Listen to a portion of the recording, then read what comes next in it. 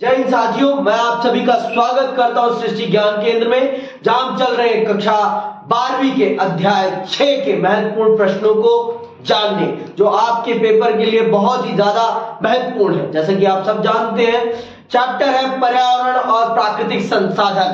तो ये अपने आप में एक महत्वपूर्ण चैप्टर बन जाता है। दो दृष्टिकोण है यहाँ पर, एक तो राजनीतिक दृष्टिकोण तो है ही है, उसके साथ मानवीय दृष्टिकोण और पर्यावरण का दृष्टिकोण भी आ जाता है। और ये एक आगामी समय की समस्याओं से जुड़ा हुआ चैप्टर है और इस चैप्टर का बहुत ज्यादा महत्व है हमारे भविष्य के लिए। तो इस चैप्टर से प्रश्न आना लाजमी हो जाता है। तो इसके मैं कुछ महत्वपूर्ण प्रश्न चल रहा हूं बताने आपको। अगर आप इन 4 महत्वपूर्ण प्रश्नों को कर लेते हैं तो आपका इस चैप्टर पर कंप्लीट होल्ड आ जाएगा और आप आसानी से इस चैप्टर के प्रश्नों को कर लेंगे। जैसे कि आप सब देख रहे हैं, पहला प्रश्न मैंने लिखा है, वैश्विक राजनीति में पर्यावरण की चिंता क्यों? पर्यावरण की वैश्विक राजनीति में चिंता क्यों?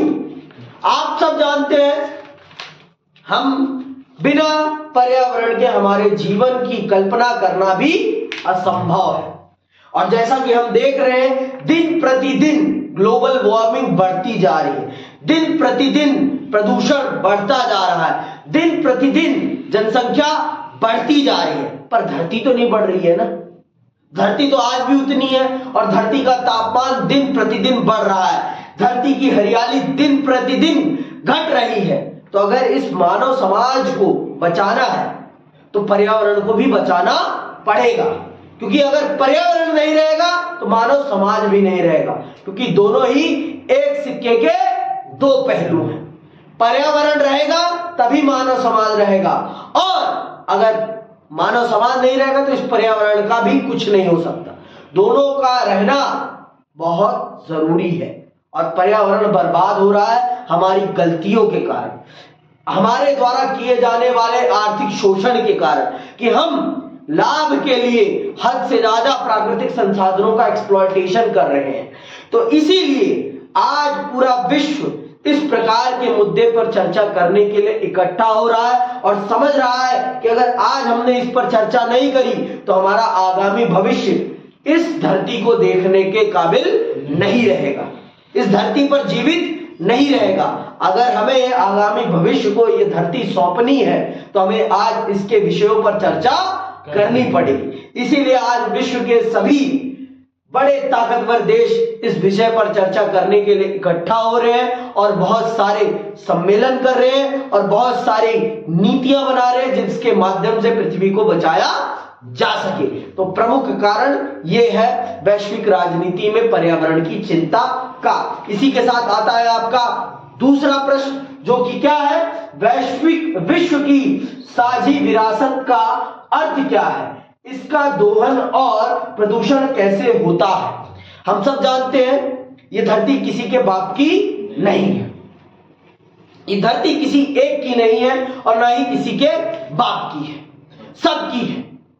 जितना अंबानी का योगदान है उतना ही हमारा है, पर हां, अंबानी के पास संसाधन ज्यादा है, हमारे पास कम है।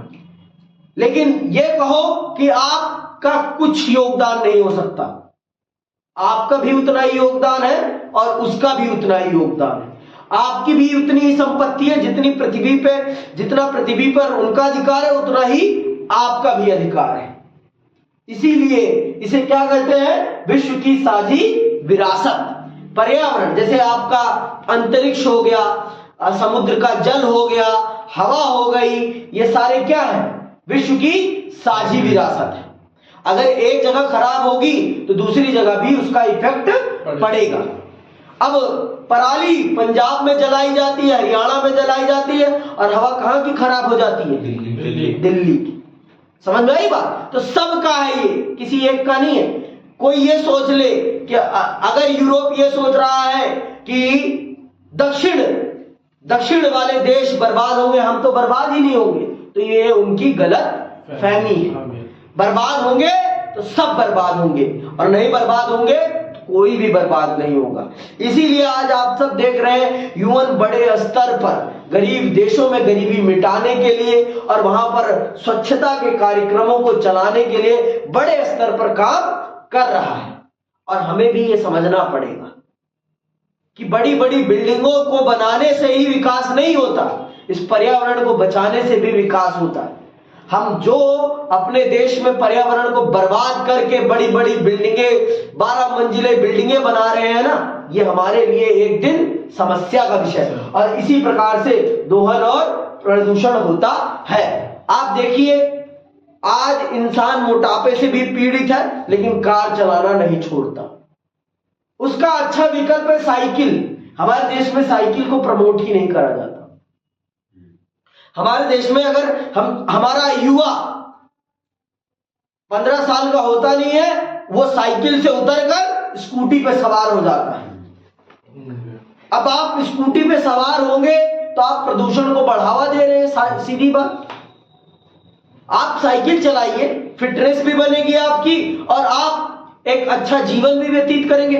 दोनों फायदा है, फिट आपकी हेल्थ को भी फायदा है और इस पृथ्वी को भी उसका फायदा है और आपके फॉसिल फ्यूल्स भी बचेंगे।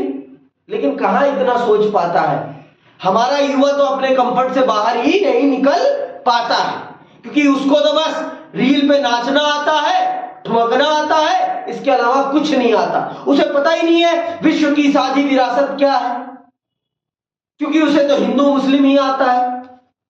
अरे भाई, अगर ये पृथ्वी नहीं बचेगी तो हिंदू मुस्लिम करोगे कहां जाके, बताओ मुझे। हिंदू मुस्लिम करने के लिए पृथ्वी तो रहनी बहुत जरूरी है। दोनों कौमें मूर्ख हैं, एक नहीं।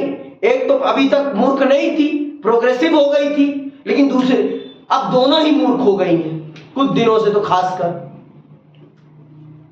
दोनों में कट्टरता आ गई है। अरे भैया, कट्टरता से समाज नहीं चलता, समाज विचारशीलता से चलता है और ये हमें समझना पड़ेगा। कट्टरता से सिर्फ गले उतारे जाते हैं। तुम कट्टर हो जाओ, हम कट्टर हो जाए, गले उतार दो, दोनों ही नहीं बचोगे। तो लड़ किसके लिए रहे हो?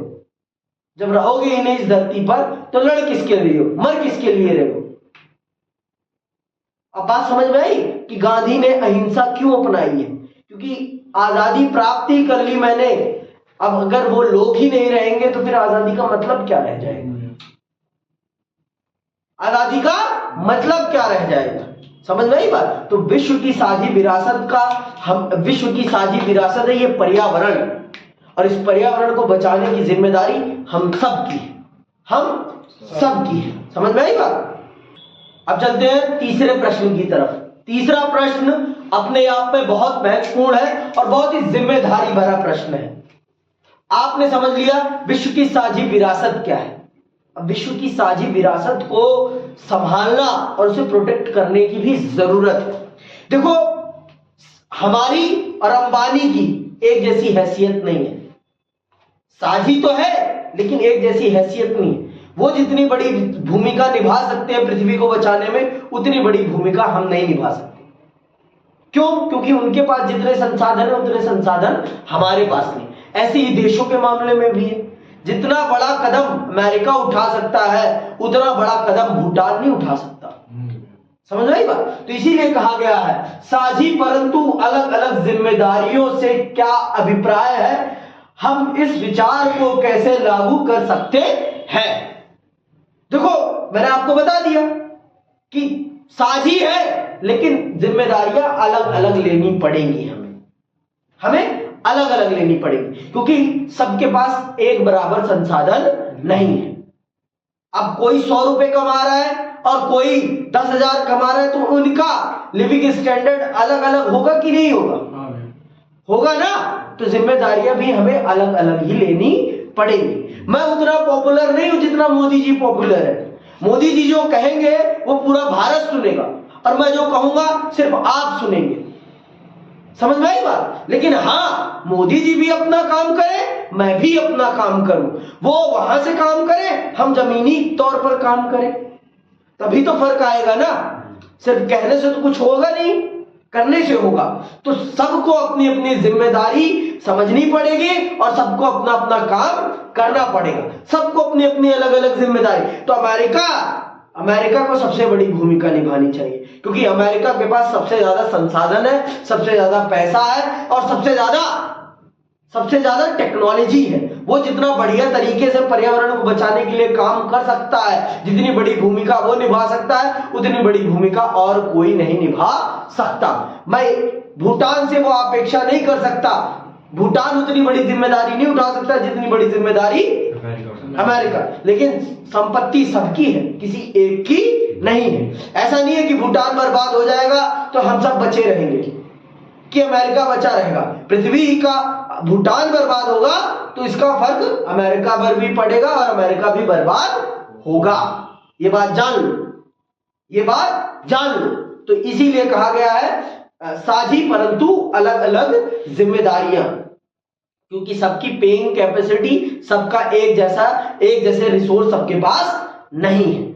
इसीलिए कहा गया कि साझा ही है, सबकी है, लेकिन सबकी अलग अलग जिम्मेदारियां होनी चाहिए, जिससे कि पृथ्वी को अच्छे से बचाया जा सके, पृथ्वी को सही ढंग से बचाया जा सके और सही ढंग से इस पर काम किया जा सके। समझ में आई बात?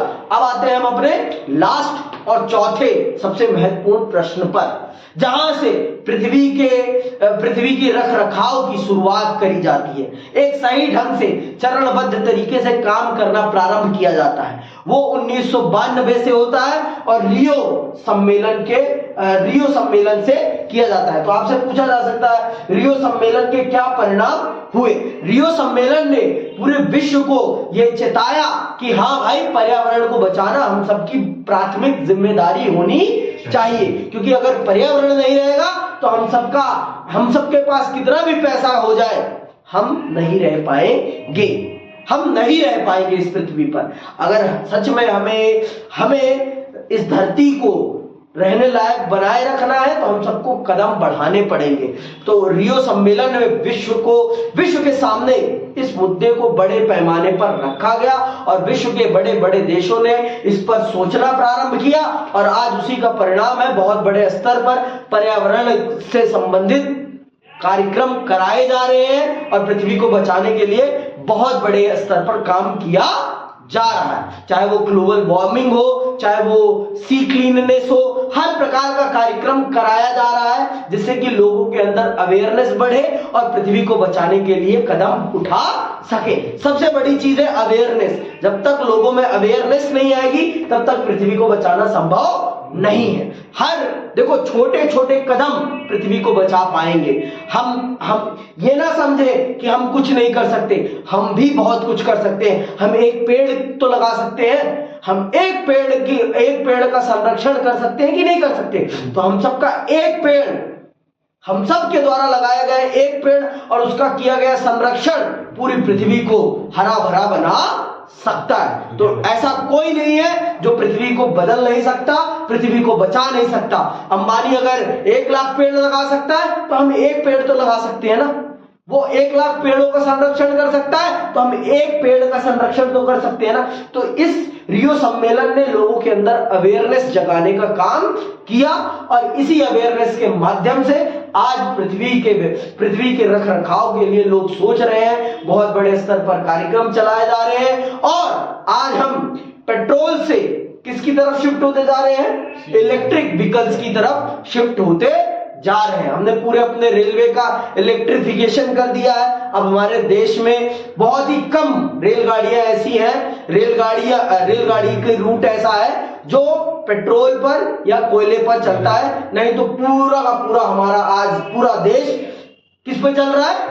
इलेक्ट्रिसिटी पे चल रहा है। और हम पुराने संसाधनों को छोड़कर थर्मल पावर प्लांट्स को बंद करके हम हाइड्रो पावर प्लांट्स की तरफ जा रहे हैं। तो हम पृथ्वी को बचाने के लिए आज पूरी दुनिया सोच रही है और इस चीज को करने में रियो सम्मेलन का बहुत बड़ा योगदान है। इसी के साथ इस चैप्टर के महत्वपूर्ण प्रश्न खत्म होते हैं और मैं विदा लेता हूं। जय हिंद, जय भारत।